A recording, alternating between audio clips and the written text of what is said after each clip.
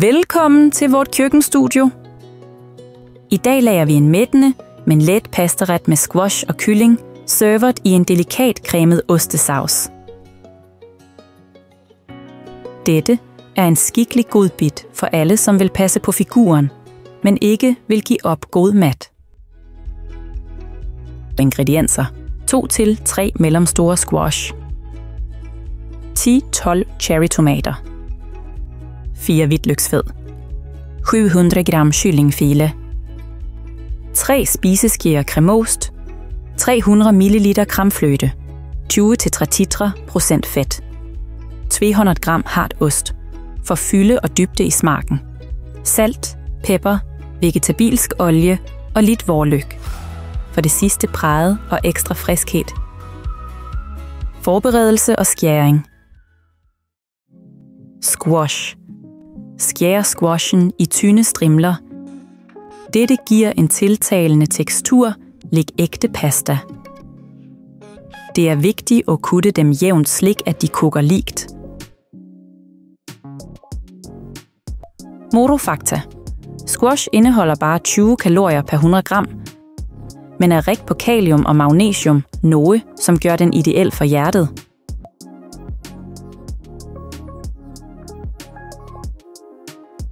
Cherrytomater. Del cherrytomatene i 2. Dette hjælper dem med at slippe ud saften og aromaen mere effektivt.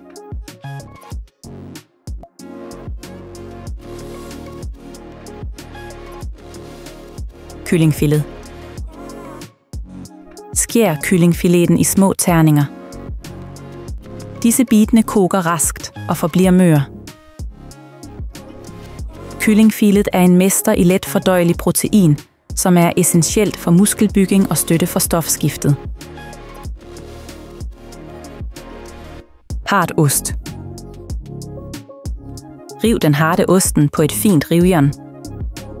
Den vil løse sig bedre op i sausen og skabe en cremet tekstur.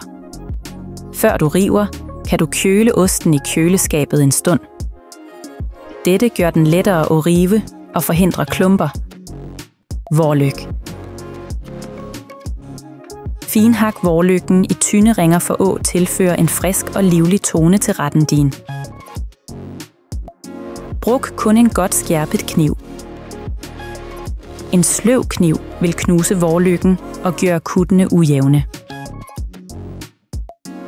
Hvidløg. Finhak hvidløggen. For maksimal effekt er det bedst at knuse hvidløggen med en kniv i stedet for bare at skære den. Dette frigør mere alitin. Steking og småkoking. Varm op en stor stekepande og tilsæt lidt vegetabilsk olie. Start med at surre hvidløggen på middels varme. Dette danner den aromatiske basen i retten, hvor sur i bare 30 sekunder, til hvidløggen bliver gylden. Tilsæt cherrytomaterne. De vil straks begynde at slippe ud saften sin.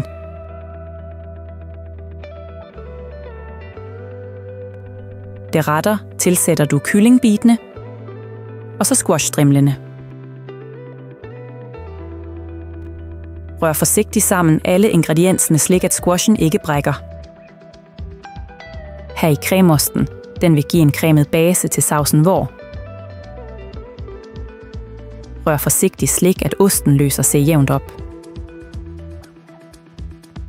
Hæld over fløten, slik at den dækker alle ingredienserne. Cremost indeholder omtrent 230 kalorier per 100 gram, men er rig på protein og calcium. Fløte med 20-30% fedt er ideel for saucer, fordi den ikke skiller sig ved opvarming og giver en delikat tekstur. Like på log og lad det småkoge på lav varme. I løbet af denne tiden vil alle ingredienserne blive gennemkogte og smelte sammen til en ret. Squashen bliver myg, kyllingen gennemstegt og sausen tykner. Det er vigtigt at bruge lav varme, slik at fløten ikke skiller sig. Afsluttende detaljer. Åbne lokket og smag til med salt og pepper efter behov.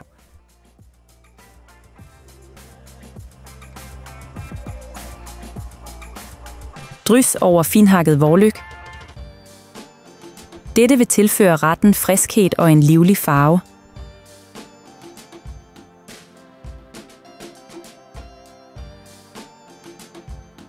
Nu tilsætter du den færdige revne hardeosten. Den smelter raskt og gør sausen endnu rigere og mere fyldig.